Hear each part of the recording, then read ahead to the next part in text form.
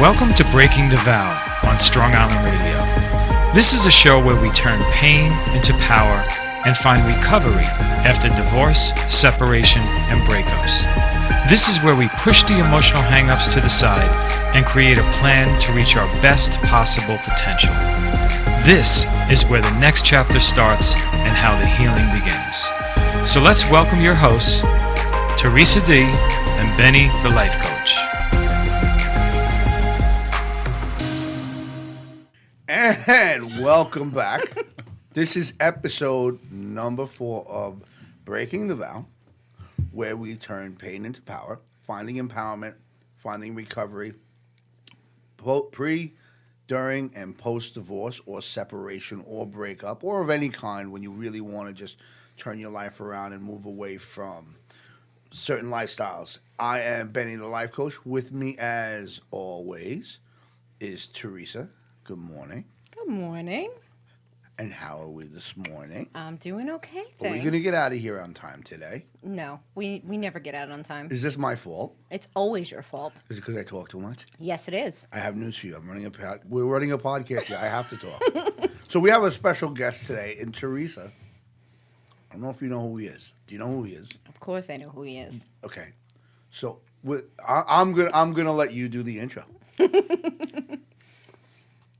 Here with us today is my Davin. And that's how I refer to him because he's my Davin. Well, it's also because you're queen of everything. Yeah, that too. But Dav, why don't you tell us a little bit about yourself?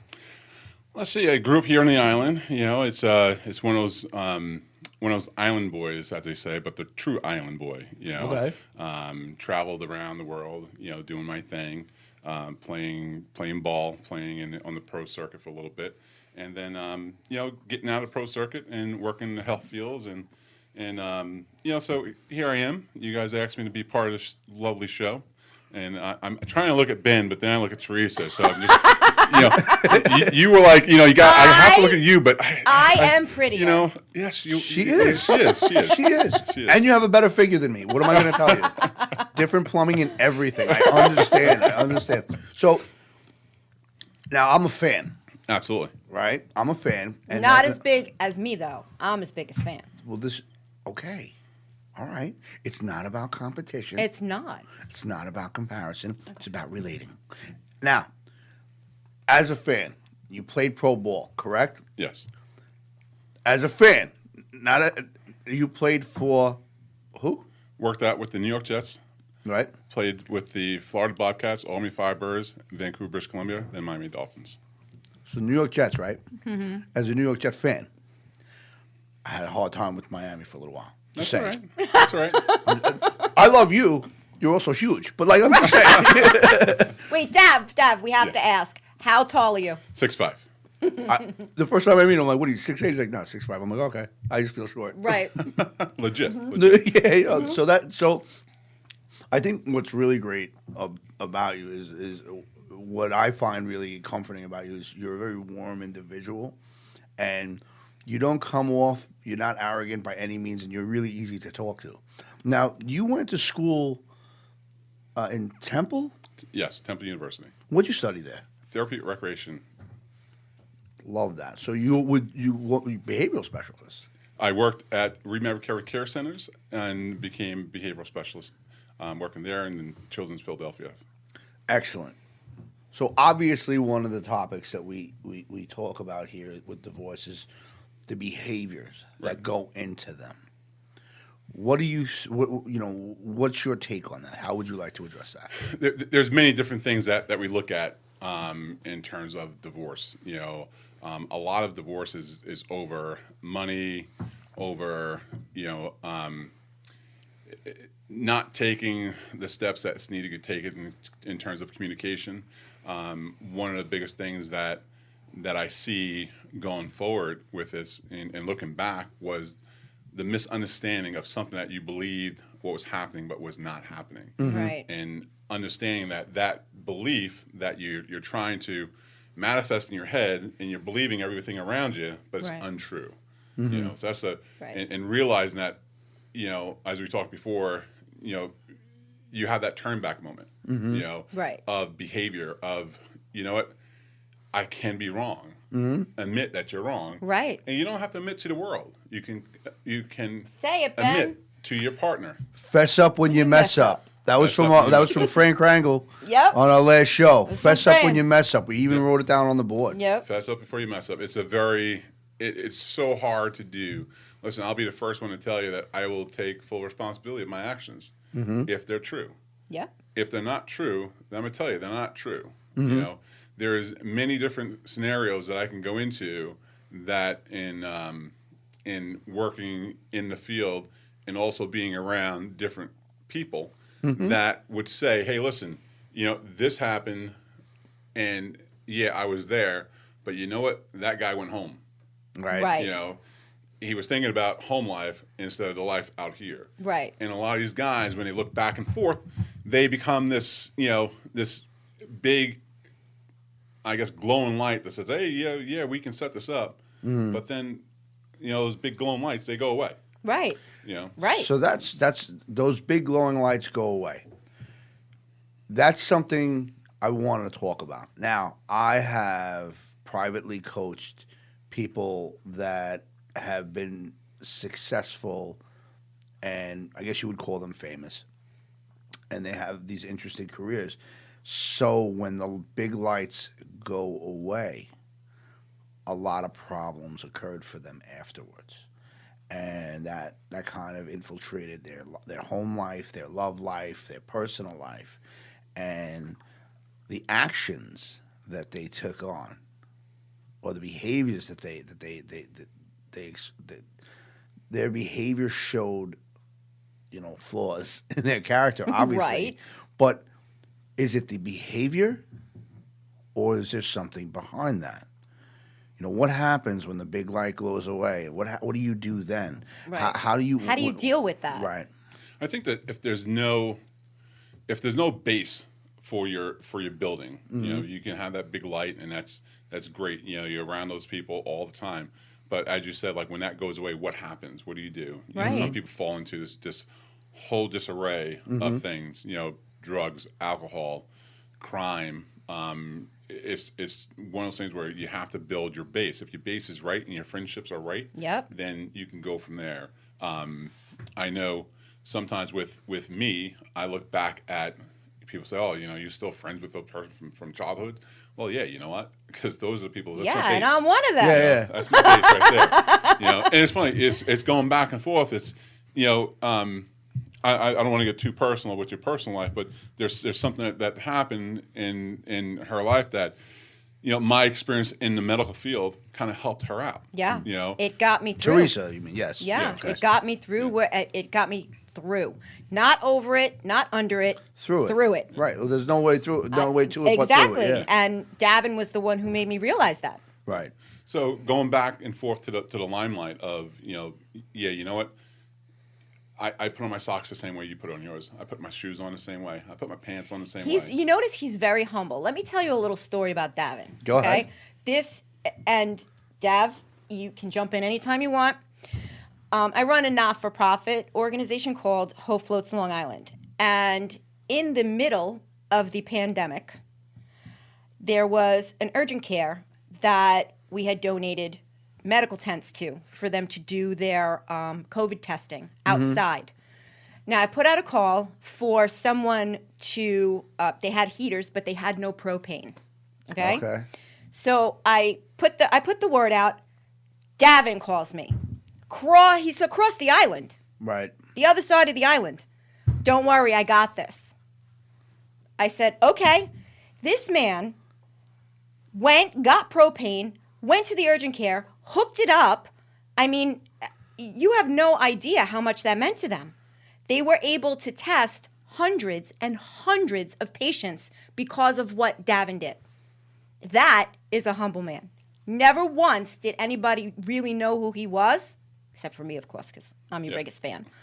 But this man is unbelievable. Well, it's one of those things too. When the call came out, realizing that, you know, there's a need for anyone to do it, you know? And as a person, you know, growing up in that West Babylon township, you know, it's even though I'm cross town, I felt obligated to come back and help out with your the home. town. It's my Yeah, hometown. it's your home. Which a lot of people say, oh, when they leave home, they leave home. But Your heart West stays Babylon is my hometown. Yeah. I am a firm believer that there are no friends like old friends. No, I am a firm believer that you never forget the kids from the neighborhood. never.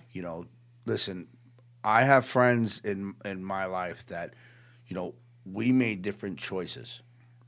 I love them today as much as I loved them then. I understand what they've done. I understand what they're capable of doing, which might not be the most positive or influential idea, but I still love them. I'm always going to love them. Sometimes I just love them from a distance, some of the people, but I would never turn my back on an old friend because, I wouldn't want anyone to turn their back on me. Right. That's first and foremost. But I think the great thing about being a good person is it comes back to you. Mm-hmm. Yeah, it definitely does. It does. And that doesn't mean bad things don't happen. Right. Because, I've been betrayed. Absolutely. We I've all been have, I hurt. think. And we're gonna prep this up before we go to break. What is betrayal? What does betrayal feel like?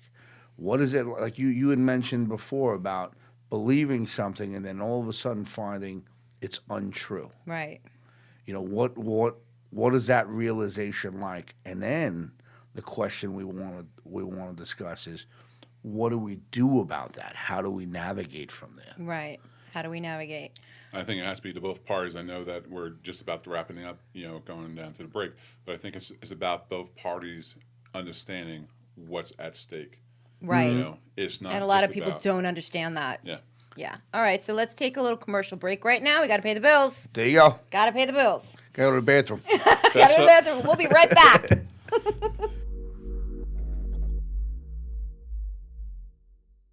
All right, so guess what happened on my way down here? What happened? I got a flat. You did? I got a flat. Oh. I'm not happy about it. No. But you know what I'm going to do? What are you going to do? I'm going to go call Tommy at 631 Tire and Wheel. He's located at 666 West Hoffman Avenue in Lindenhurst. I have his number. I think I'm going to call him first, though, just to make sure. Yeah. Because he's a busy man. He Because is he's a good at busy what he man. does. Yes. 631-412-5165. Ask for Tommy. Yes. Then, guess what happened? What happened? Not only did I get a flat tire, my rim banged out. You bent the rim. So, Reliable Rim Repair, 146 Banger Street, Lindenhurst, 631-201-2003. Guess who I'm asking for? You're asking for Tommy. Who else would I ask for? Of course. Absolutely. Remember Jen, we had her on the show? I love her. I love her too. She's smart. Yes. She is associated with Wand and Goody LLP. She studies divorce and family law. She's in Huntington. What's the number on that again? 631-462-3434. Jennifer Goody, right? Jennifer Goody. That's who I would ask for. Me too.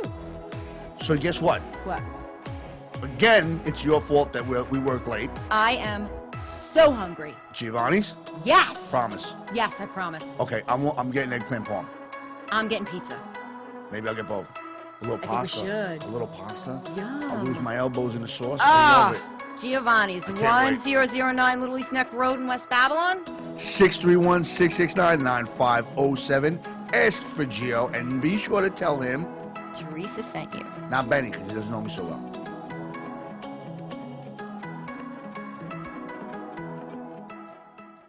All right, so we're back. Where were we leaving off now?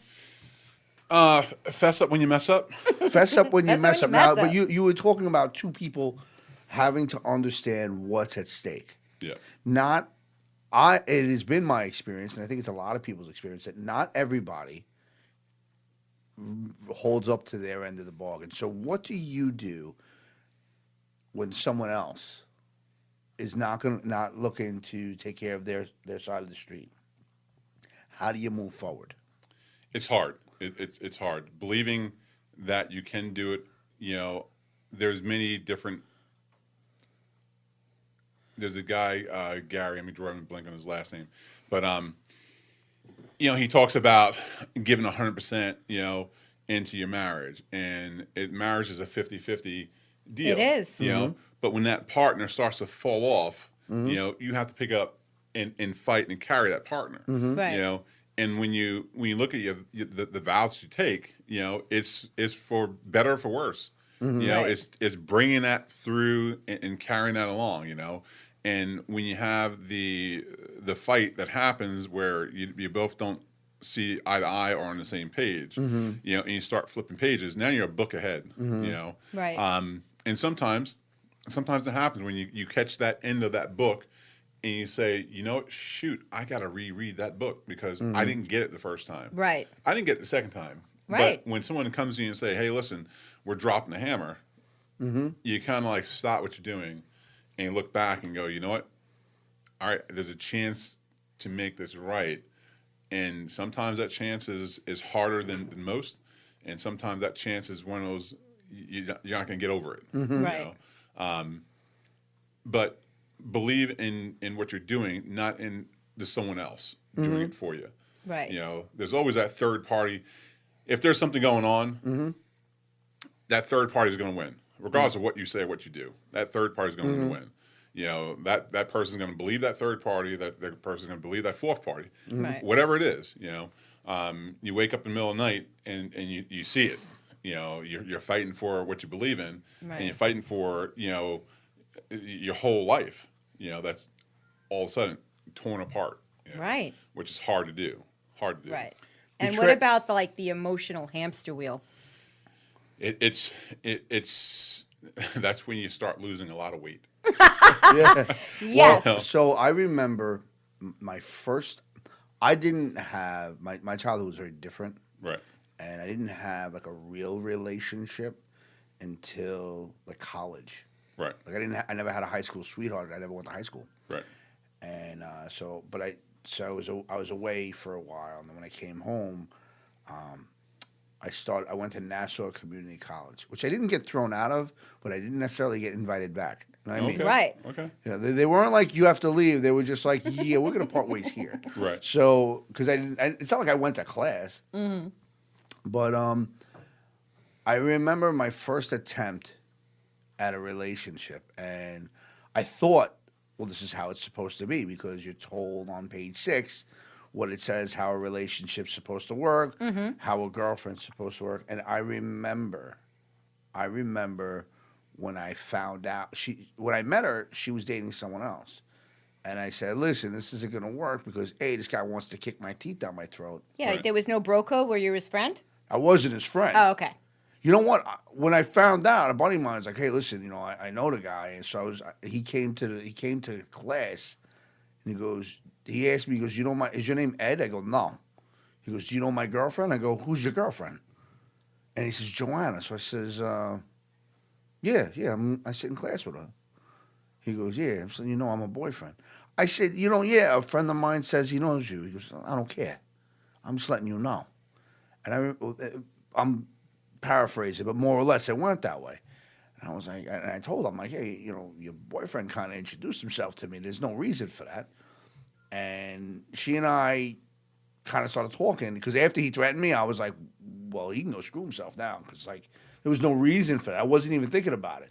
She was actually my first real girlfriend, and I lied about the name for anonymity's sake, but she cheated on me with him. And I remember when I found out, we went to be intimate, and I couldn't perform. I was so heartbroken and so beaten, and I felt so abused and shamed. And I forgave her. The reason why I forgave her had nothing to do with love.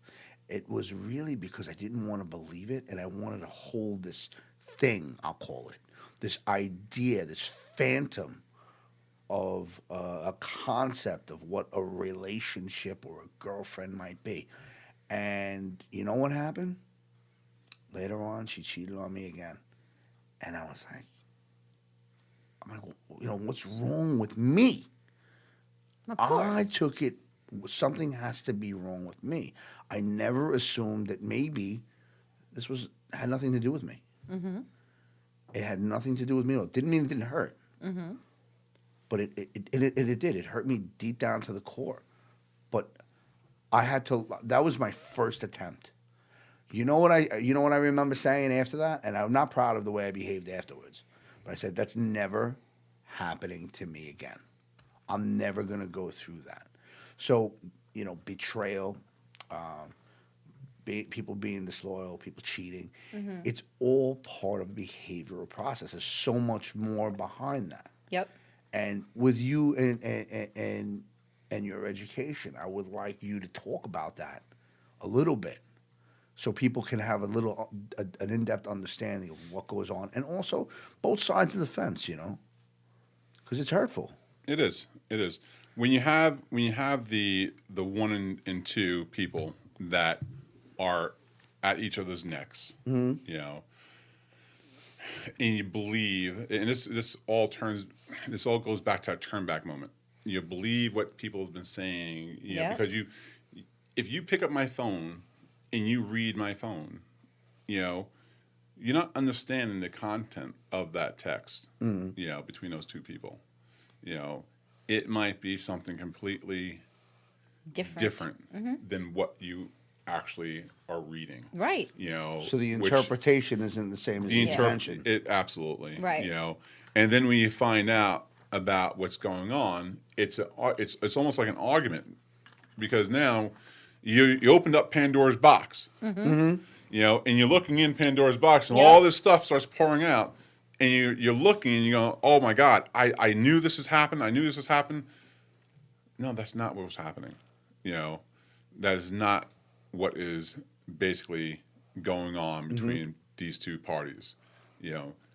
Maybe that party was just helping out that other party. Right. But what you believe, what you're reading, was this whole other issue, because you're in your head. Right. You're going, oh yeah, she's doing this, or he's doing this, and he's doing this.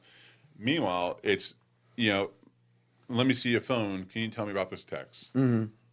Let me hear it from you, because again, a lot of translation is lost in text. Absolutely. We've begun this whole. It's a society. Yeah, it's funny. We had beepers. I remember beepers. Oh my God, we're dating ourselves. Yeah. But it's funny. You have this. Oh, it read everything, and then it was. You're saying into it. What you're saying, and it just spells it out. Right.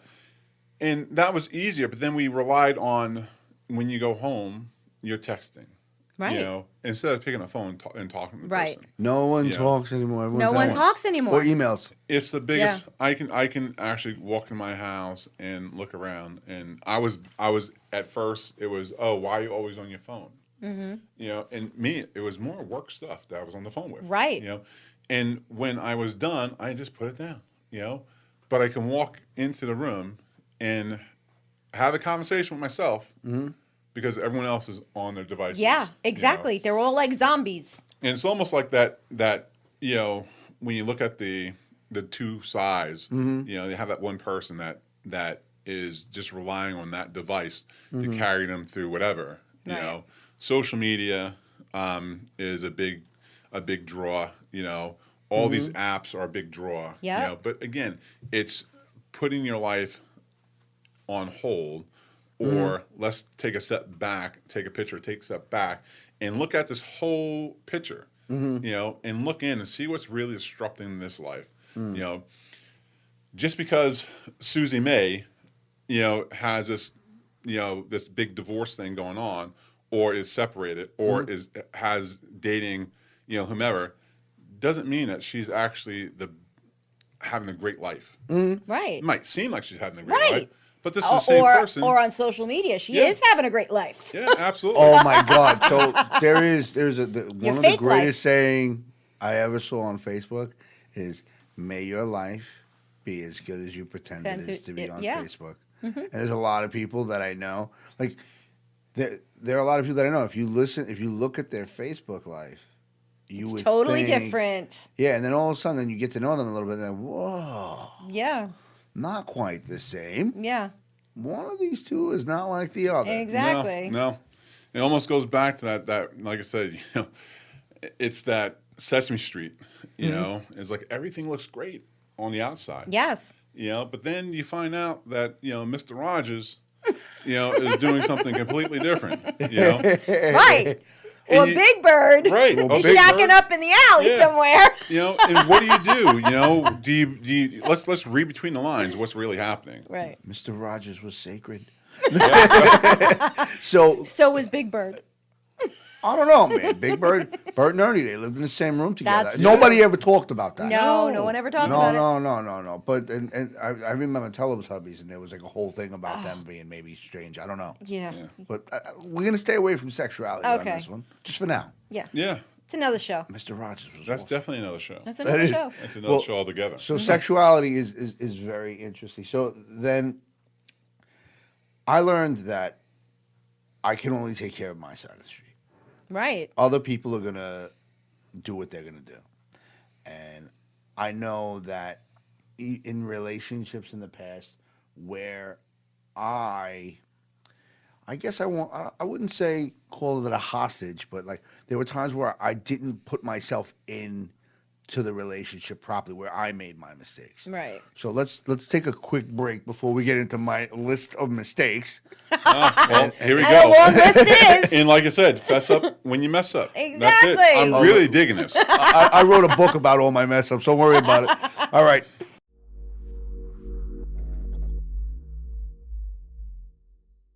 All right. So guess what happened on my way down here? What happened? I got a flat.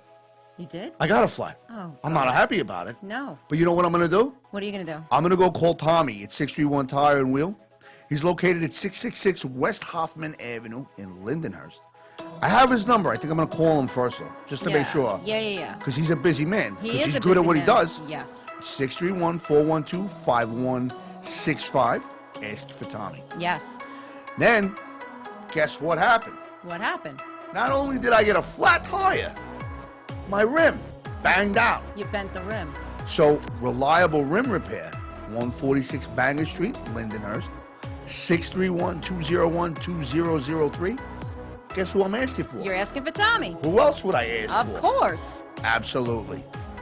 Remember Jen, we had her on the show? I love her. I love her too. She's smart. Yes. She is associated with Wand and Goody LLP. She studies divorce and family law. She's in Huntington. What's the number on that again? 631-462-3434. Jennifer Goody, right? Jennifer Goody. That's who I would ask for. Me too. So guess what? What?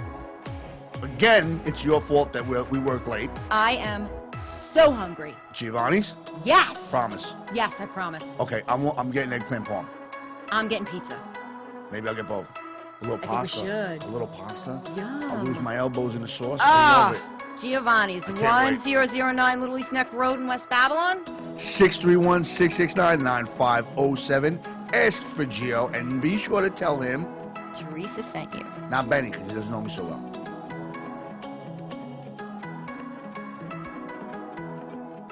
And welcome back. To my long list of mistakes, because I'm going to fess up when I mess up. I think we need a whole show for your list of mistakes, Ben. When I was in third grade, I thought I invented forgery. I did, by the way.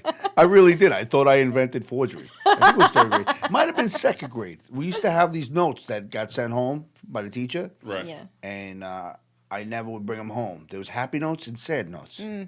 So the happy notes, you had to bring them back signed either way. Right. Sad notes, you had to bring them back signed either way. I got one happy note, ever. I got a lot of sad notes, and I used to stuff them in my desk. Yes. So one day I was home from school sick, and then the next day I came in and they cleaned out my desk and they dumped it out. There was like 100 different Oh, sad God. notes in there. So the teacher says, "You're taking this home today, and I want this note tomorrow signed by your parents." And I says, "Yeah, no problem." So, like a little convict I was, she writes the note. She stapled the note to my. By the way, if you do that to a kid now, you're going to jail. She stapled a note to my shirt. I get on the bus and all these kids are like, ooh, You're in trouble. I get off the bus. I go, bing! I ripped it off and I threw it in the street. The next day, she says, "Where's the note?" I says, "Oh, I forgot it at home again."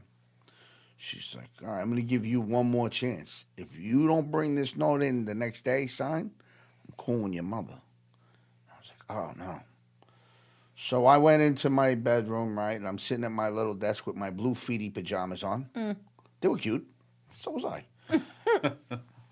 I'm looking at this note going, Jesus, what do I do? I got to send this to my mother. I said, I'm trying to think, how do I spin this? Because I couldn't even read what the woman wrote because it's all in script anyway. And I wasn't a good reader back then either. So how do I spin this?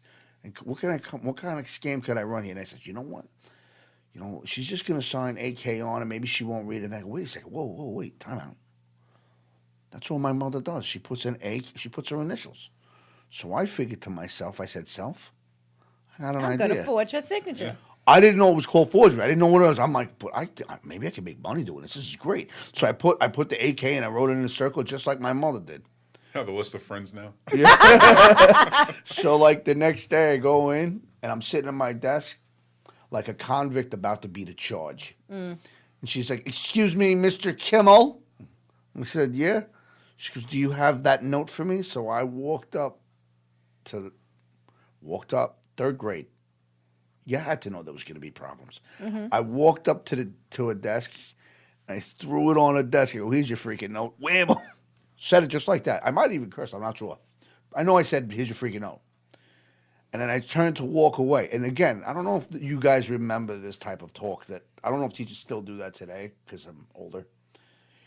Young man, you get back here this instant. So I turn around and go, yeah. She goes, your mother didn't sign this. I go, yes, she did. That's her signature right there. AK, Alice Kimmel. That's my mother's initials right there. She goes, your mother signed this? I go, yes, she did. She goes, in crayon? I go, she didn't have a pen. I always had an answer. Right. You had to know something was going to happen to me. Yeah, you had to know at that point. Foreshadowing is very real. Like I said, folks, we do talk about divorce. We talk about a lot of things, but there is no harm in laughing. And I think that's really the best healing thing. I think, friendships and relationships are really empowering in the people we talk to. So Bobby Fischer, although a great chess player and went a little crazy at the end of his life, he said his last words were, there is nothing so healing as the human touch. Yeah. And that was very, very, very moving to me. Even though I don't like what he did or said towards the end of his life, he was, I don't want to get into that part of it, but when he said that there's nothing so healing as the human touch. And the thing that's really important is that we all need some sort of connectedness. We need that socialization. So right about now, with COVID taking that away from everyone, right, it's very difficult to have that. And then people are going through their hard times at home now. People aren't getting, divorce is still very real. Oh, and not only can you not get away, there's nowhere to go. Everything's closed. You can't go anywhere. Yeah. That's the funny thing. Here we are. We're this big pandemic since March of last year. And when people really start talking about this pandemic, they're talking about not even March. They're talking about 2019, April 2019. Yeah. Cases are starting to come out, and then all of a sudden March hits and you quarantine. Right. Now I got to live with this person. Right. See this person. My out was when they left the house. I'm good to go. Right. There's very little communication. Now I got to communicate with this person. Well, we didn't communicate before. Right. Right. And some people make it work. Some people look at it and go, you know what, I can't do this no more. Me, unfortunately, I had to work throughout the whole pandemic. I didn't have a day off. But friends of mine that went through this whole thing, some of them found love all over again because why? They're all home. Right. What do you do when you're home? Right. Exactly. You bake cakes and put muffins where they're supposed to be. Yeah. That's the whole thing. Yes. Yes. But again, it's having that light at the end of the tunnel, and we look at the going back to the blame game, and I listened to a song called "The Villain." Okay. And it was I could play the villain.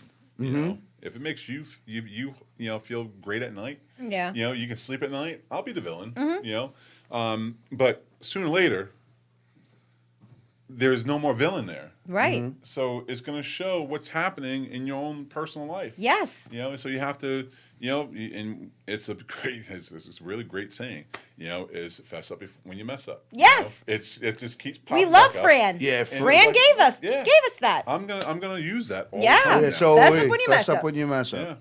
Most people don't.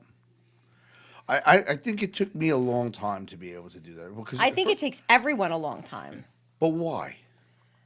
I don't think there's a blueprint to it. Yeah, There isn't a blueprint. And you and No. I have shared these conversations about, we live our life according to this like blueprint.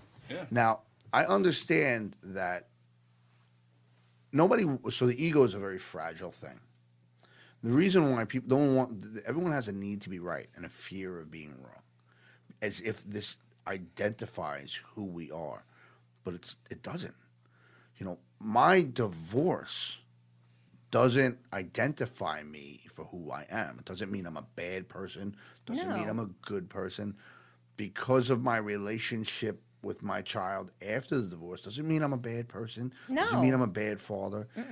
It means something happened. Right. I don't have to own that as if that means I don't have to be the villain. Right. If someone else wants me to be the villain, that's fine, but that's on them. That's not on me. And if I want to vilify somebody and make them the villain, first off, it does me no benefit. It puts me into emotional quicksand, and I bury myself in deeper. Anger, hate, revenge, regret, blame, shame, all lead to one road: rejection. And that's what everyone's afraid of. If you're wrong, all of a sudden that means that you're not this person. Your light is not as bright. Your personality, you're not as valuable. For some reason, we equate our ability to do things as our worth. So you played pro ball. I never played pro ball. Then you mentioned, but you know what? I put my socks on the same way, put my pants on the same way. And for some reason, we lose sight of the fact that we are all very capable of error. We are all capable. We all have flaws. Everyone's recovering from something. Everyone has life happening to them. No one gets away unscathed. Sorry, it just doesn't happen. Pain happens to everybody. Doesn't have to be the end all. Divorce does not have to be a death sentence. And I think that's really what we want. That's what this initiative is about. Right. Divorce doesn't, even if something bad happened, you're not dead, man. Right. You still have to live. You still have to wake up. Every day. Mm-hmm. One of the I go through this whole thing, day to day. You try to find something that's going to click with someone else, or yourself, Right? And you start looking at it. And one of the I'm on going through books and going through messages that people are sending me, and I came across a quote that said, "The day you stop blaming others is the day you begin to discover who you truly are." Yes. Love that. Yes. That's it, right? In a nutshell. You have to stop blaming someone else for Right. your mess ups. And then you find like, what, the lights truly is bright. Yeah. You're behind all this fog. You're behind all this back and forth, but in the light of things, when you talk about the fog, when the fog starts lifting, you see much better. Yeah. Mm-hmm. You're not just dust cloud. You're not just, if you did something wrong, you did something wrong. You know what? Right. Own up to it. Mm-hmm. Yep. I'm sorry. I apologize. Be part of the solution, not part of the problem. Right. Those sayings. But I love you to death. But the whole, so again, fess up when you mess up. Mm-hmm. Doesn't mean it's a mistake. It's not a life sentence. Right. Even if you go to jail, you get out eventually, unless you're in for life. But you don't have to punish yourself. And that is the biggest problem that we have, is that we punish ourselves way too often and too intensely. And sometimes it's interesting. We'll hold other people accountable for things they did, and we'll forgive ourselves really quickly. Or someone will do something and we're like, oh my God, it's the worst thing that they could have ever possibly done. Meanwhile, hey, I am capable of doing things wrong too. I'm capable of mistakes. So we're going to get into that, and then we're going to talk about our constructive conclusion coming back after the break, because there's a great show. I'm really glad you're here. So I'm looking forward to talking about what's a positive way we can move forward in our life rather than being held back. Right. How does that sound? Your life is what you make it. So don't blame others when you screw up. Yeah. Oh my God! Love it. I love it. I do love it. These sayings, they drive me crazy. We're going to get into that in a second. All right, We'll be right folks. back. So we're going to go on a break real quick. Does anybody go to the bathroom? Speak to you soon.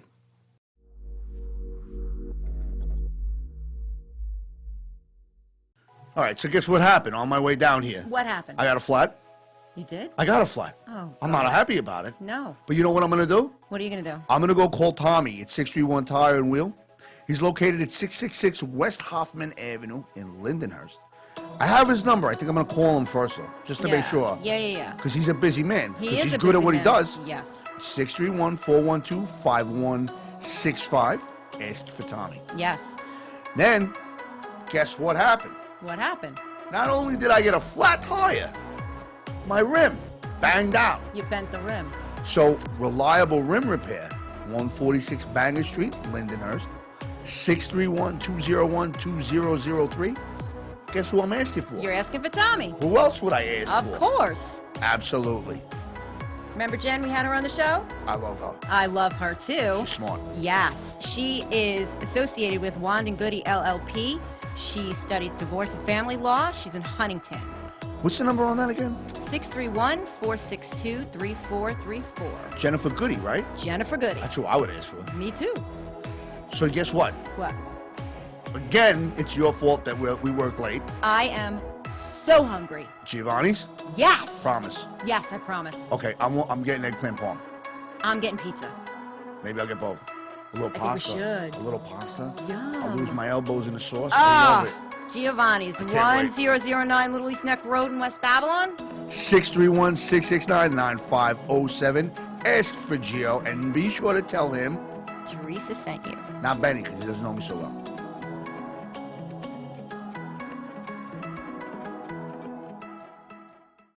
All right, and we're back. So real quick, there is a memory that I had when I was in my 20s, and I was dealing with just so much at the time, and I felt so alone and so unlovable, unwanted, unincluded, and on a million things. And I learned that people really do give up on themselves. This is how this man comes up to me, and it was in a 12-step meeting, and in this meeting, he comes up to me and he goes, "Hey, kid, don't quit before the miracle happens. And I'll see you tomorrow." And he kept on saying that. And I got pissed off after a while. I'm like, not for nothing, man. When's this miracle going to happen? He's like, "You still here, ain't you?" And I said, "Yeah." And he said, "That's a miracle." See, at the time, so my idea towards mental health and wellness is very literal to me. Because mental illness nearly killed me, not figuratively, literally. My first attempt at suicide, I was 8. I know what depression does. I know what anxiety does. I know what despair is. In fact, I let it call me. I also had to learn that when that man said, "Don't quit before the miracle happened," and he was always smiling. I'm like, and I was so angry. I'm like, "God, what are you smiling at? Huh? What miracle? What miracle? Who's gonna save me? Miracle." "Kiss my ass," I told him. And then all of a sudden, the smile went away from his face. He put his hand on my shoulder. He goes, "There was a time, how long you been here?" And I had like 90 days. He goes, "There was a time you couldn't go 90 minutes. Right. You went 90 days. Yeah. This coming April 1st, right? 30 years. Yay. So my whole thing is... Proud of you. Thank you. My whole thing is people don't know what they're capable of. Right. All we know is what we've done. Right. And listen, I am capable of doing bad things. We all are. I have seen the proof of it.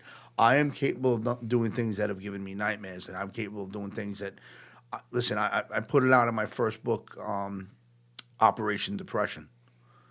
When I put that out, I put it out and I said goodbye to it. I let it go because I can't hold it anymore. Fess up when you mess up, but don't hold it, man.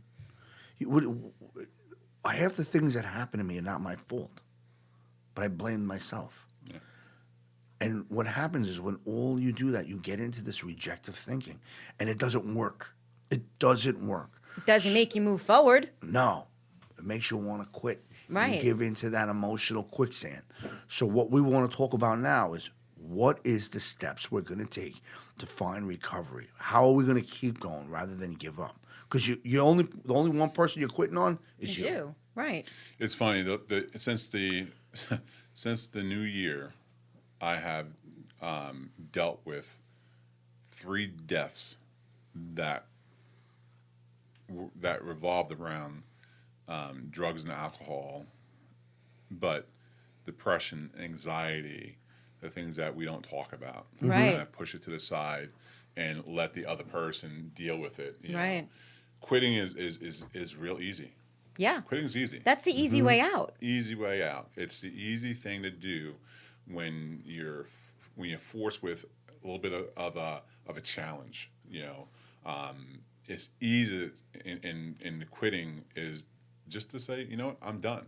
I don't want to work at this no more because I'm done. I want that new book because this book is so Yep. boring. But you get to that middle of the book, and sometimes it gets boring. But you just gotta, you gotta work on. It doesn't you know, mean you close going the over. book. You Yeah, keep you reading. gotta keep reading. And Create a new chapter. Right. The one that really really hit home was the last one, and listen, I dealt with death, personally in my home life, but dealing with death on the outside looking in. Listen, it's a closed door. I open and I close it. You guys deal with it. I just open the door. You guys go in, and do what you need to do. But this young gentleman, 32 years old, had a wife. Wife was whatever, had an affair. An affair turned out to be a child. They get divorced. He comes and lives by himself. Doesn't want to go home. It's a snowball effect. Right. You're trying to do better, but then you isolate yourself to this one place. It's the hamster wheel. It's the hamster wheel. And he went into this dark place, and even when I seen him, it was one of those, hey, how you doing? Doing all right. No, really, how are you doing? Right. No one asks that question and no. waits for the answer. Right. Everyone's afraid of it. Everyone's afraid Right. of actually stepping out of their own comfort zone and saying, I'm not okay. yeah. Yeah. So in mental health first aid, there's a few questions that we train people to ask, and one is, hey, you going to hurt yourself? Are you going to kill yourself? That's a real question to ask. And it's really interesting in a classroom setting to see how people respond. But, hey, are you okay? Is, no, really. Are you okay?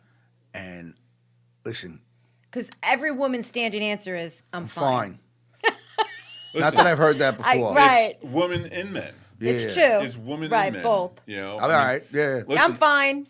When I first started with mine, it was I'm good. Yeah. I'm good. Yeah. Yeah, I'm We good. both said that. Yeah, I'm good. I'm good. I'm good. I'm good.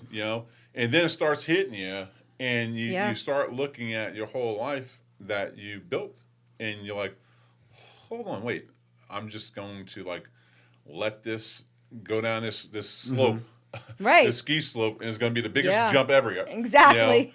And then when you jump, you think it's nice and cushy snow down there. You're gonna hit this. No, you this hit the slide, ice. And it's not, I don't think it's ice. I think it's a big bush that's gonna. That's true. You're not sure which way is gonna hit you, but it hits Right. you, and you wake up and you're like, oh my god, what is it? Do I quit now? Do I quit later? Right. So, just to relate to what you're saying, I deal a lot with, as a recovery coach, I lose clients. And I don't lose them to to another coach. They die. I had a program that I was very proud of in a jail in northern New Jersey. I have a picture of me drawn by someone that was in my class. He's gone.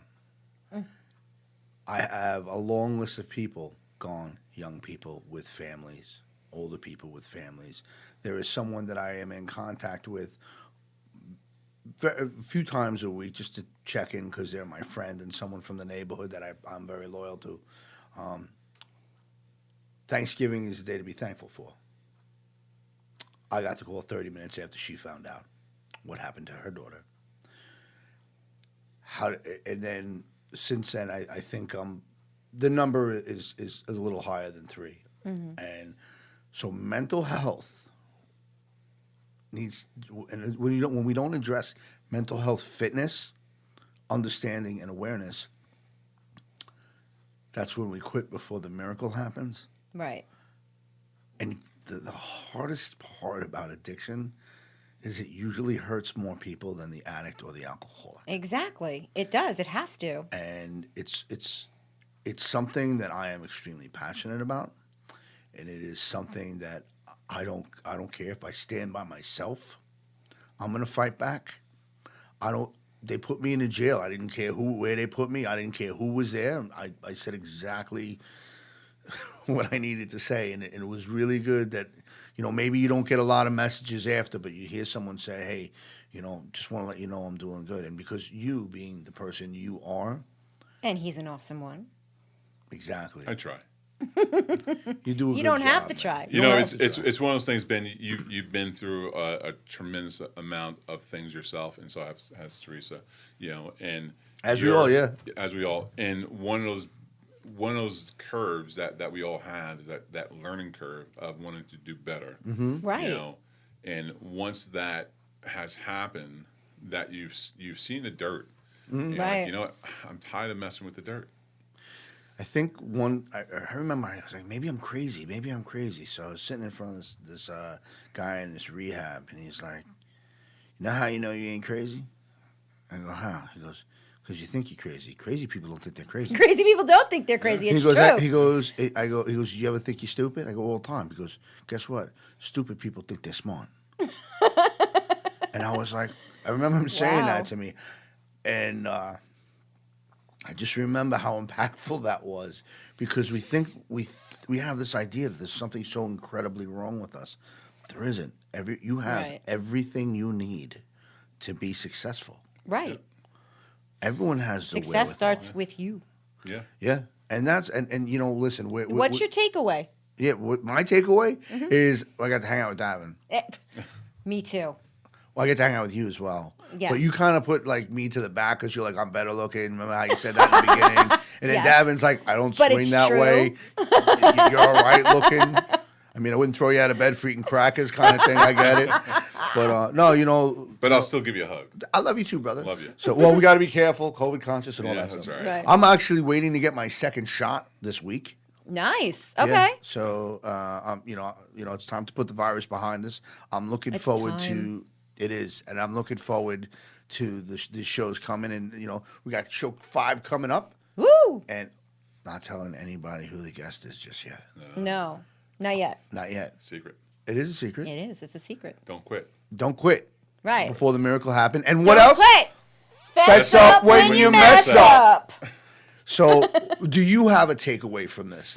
Did you enjoy yourself, man? I enjoy myself. I appreciate both of you guys. And obviously, I'm getting, text messages and phone calls in. I'm dealing with them as we speak. Yes, exactly. And it's I wasn't going to tell on the you, fly. man. No, I'm around I on my wasn't gonna friends. tell you. That's Nobody know. They can't see. You don't have to tell nobody. It's a radio. We all have the perfect face for radio. I totally. I'm handsome, by the way. Everybody, I'm really good looking. No, but my biggest takeaway for this whole segment is that quitting is not an option. Mm-hmm. You No. know, it's one of those things when you have the chance to actually turn around and make things right. Turn around, make things right. Exactly. Own up to what you're doing. Own up to what has happened, and let it be your past. Yes. I cannot fault you for something that truthfully that you believe is your past. Mm-hmm. Don't look in the rearview mirror. So my one last thing, I'll say, whatever my belief system is, the hardest thing to ever change is someone's belief system. If you believe you're hearing voices, you're hearing voices. Doesn't matter what I say. If you believe in yourself, then you believe in yourself. If you don't believe in yourself, that's what we got to work on changing. Amen. And that's really what the show is about. And God bless you all. I had a great time, man. This Peace is out. And we might even get out on time. Maybe. Maybe. Birds are chirping. Exactly.